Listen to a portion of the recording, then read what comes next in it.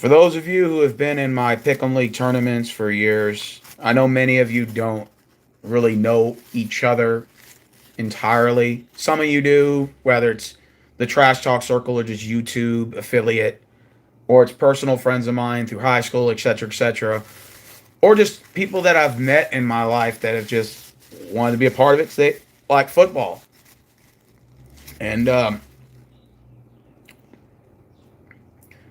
I've lost a lot of friends and family in my life, and I've even lost some people in the Pick'em League. Karen Martinez, Melinda Rodriguez, Robert Smith, Beast from the East.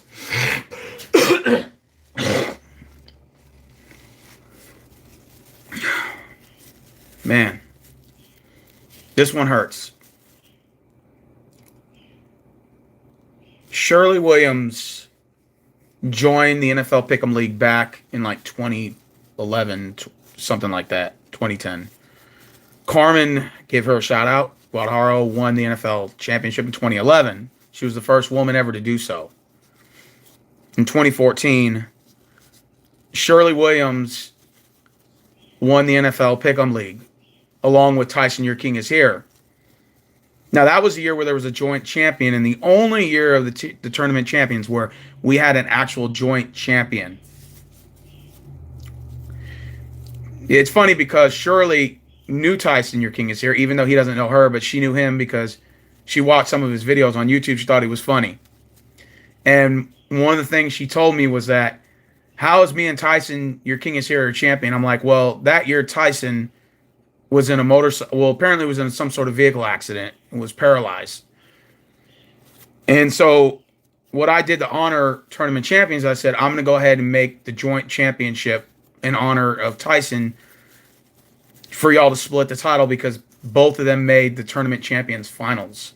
They both made the championship that year. So I said, regardless of the winner, both of you are going to be crowned the champ. And so she said, okay, I kind of feel bad. I hope I wish him the best. Come to find out, Tyson Your King is Here actually trolled everyone. He was never paralyzed. But it wasn't until way after the Super Bowl, like months later, right? And when she found out, she said, hey, he's not paralyzed. I'm like, Shirley, I know, but it's already too late. We already crowned him as a champion and you. So why don't you just go ahead and just accept it? She's like, okay, fine. So Shirley and Tyson Your King is Here was the joint champion in 2014. I think that was the year that Seattle won the Super Bowl over the Denver Broncos, I believe. Yeah. Anyways, wow.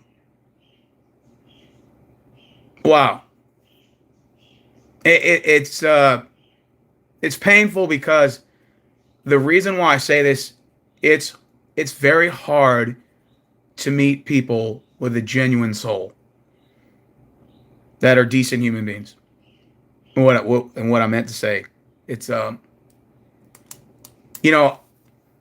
whenever somebody passes, you always wonder if you could have done something to prevent it. It's just a natural human instinct. I've known because I've done this. This happens all the time. Like every time I know someone that dies or passed away, I always think I could have said something. I could have done something to prevent it. I just understand it's just part of life. It's something that I think we're all going to experience one day. And we DM each other all the time. And she's like, I love your NFL Pick'em leagues. I'm thinking about joining your college one next year. I see you're doing college football. I'm like, yeah, I am doing college football. And she's like, I'm just shocked that I won one of your Pick'em leagues because they're extremely hard to win when you got 100-something people competing every year. And I said, yeah, so be blessed that you won one. And it's hard. It's hard winning one of these tournaments when you got 108, 110, 115 people playing every year. The odds are stacked against you. So you do something like that, it's extremely hard. But she did it. Anyways. So I was sending my picks to her, and I noticed in week 11 she wasn't really responding as much until really late. And it's really not like her.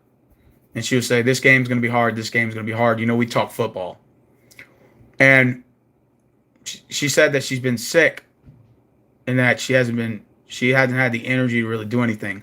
So I said, you know, I've been there. Hey, it's happened to me. I think, you know, because I've been lethargic without energy. So I know the feeling. You know, mine's mostly diet because I don't take care of myself. Anyways, so I sent her the pics for week 15 that's coming up. Well, this week 15 that just passed. I didn't get her Thursday pick. So I think, okay, maybe, you know, it happens. People miss a Thursday pick. No big deal. So I DM her Saturday and say, hey, just a reminder, send me your pics. You know, I always give reminders out. Sunday rolls around. I realize I wake up in the morning. She's didn't send her pics. I said, hey, this isn't like her. So finally Sunday night hits and I go, hey, are you okay? Because I noticed you're not logging on Facebook. Like, what's going on with you? Like, because that's kind of odd when you have a friend or a family member that doesn't really log on as much as they normally do. And you're kind of like, okay, what's wrong here? Like, what is wrong with this picture? Why are you not messaging me or anything? Or like, why are you not even on Facebook? Like, what's going? This not like you. So I DM her sister, who's also in my tournament pick'em league. She said, I don't think she's gonna make it.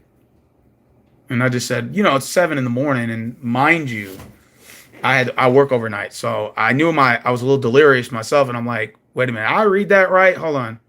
What do you mean she's not gonna make it? What are you talking about? You mean she's not gonna make her picks anymore? I mean, like, well, what do you mean? So I call. And then her sister gave me the news about the situation at hand.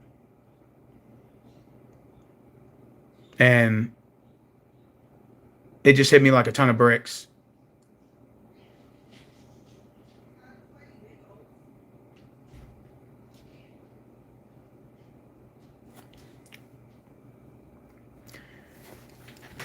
Like I said, it's hard. It's hard meeting genuine good people in life. It is. Most people, they put on a front, they pretend to be nice, they say things behind your back, and because, of course, they don't have the balls to ever say it to your face. And I've said this many times. They'll never have the balls to say it to your face because they're gutless cowards. But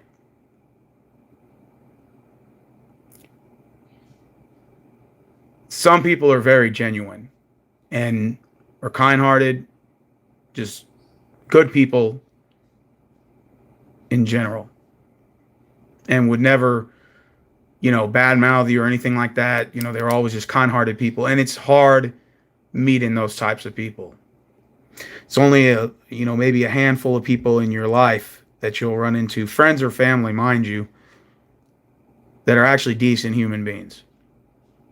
Because there's some people in your family you probably can't stand either, you know. And then there's some people in your family, hey, I can get along with.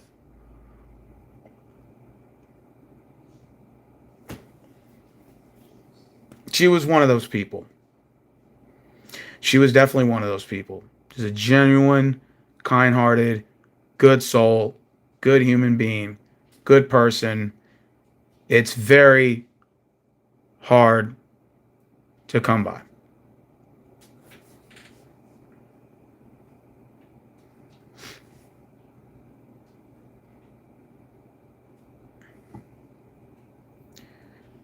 You know, I've lost a lot of friends as I'm getting older, a lot of family members.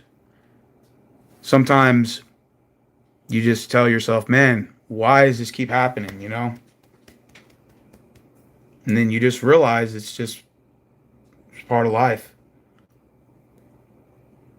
You know, I think in a degree we all sort of take life for granted. We think we're going to live forever. We think that we're invincible, and sometimes, you know, I think one of the biggest mistakes that I think I make is that sometimes you don't pick up the red flags when you see people are hurting. Does that make sense? You sort of sense it, but you give them the benefit of the doubt. Maybe you're saying, oh, they're just having a bad day. But sometimes there's people that are hurting, and you just wish that you knew what you could do. Like if you could do something or change it. And then sometimes the power is not in your hand as much as you want it to be.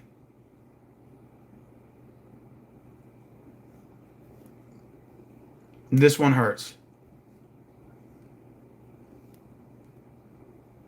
This one hurts a lot. She was a good person, good spirited, kind hearted. And really, if you heard the story, the background story behind the whole ordeal, it would really even break your heart more. But I don't want to be inclined to just put her business out like that. You know what I'm saying? I just wanted to give my thoughts and condolences to the family because I'm good friends with her nephew, Dustin. Even though I haven't talked to him in so long. His mother Nancy, which is her sister. We always keep in touch because she's part of my NFL Pick'em League.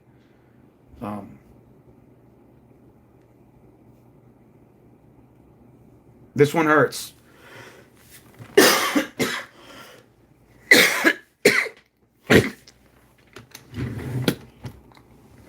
Anytime you lose somebody you care about, it just stings that much more.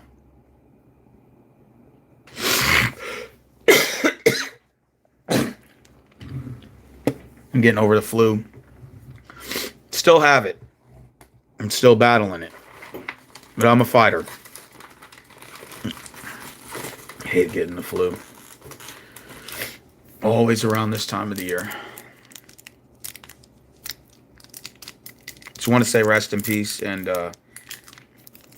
we'll all be up there one day.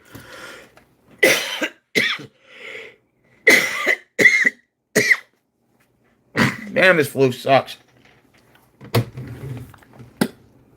Had this shit for 5 days now.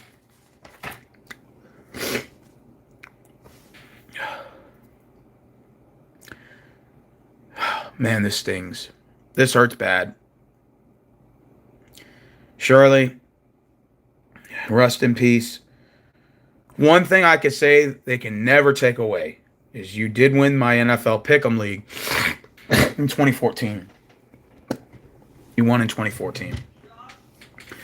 So I just want to tell you, you're still going to be a champion in my tournament champions, and I'm going to make the Tournament Hall of Fame class of 2027, and I'm going to induct your name into the Hall of Fame and make a Tournament Champions Hall of Fame next year. I'm going to put your name and a couple others and do like kind of how the WWE does with their own Hall of Fame class.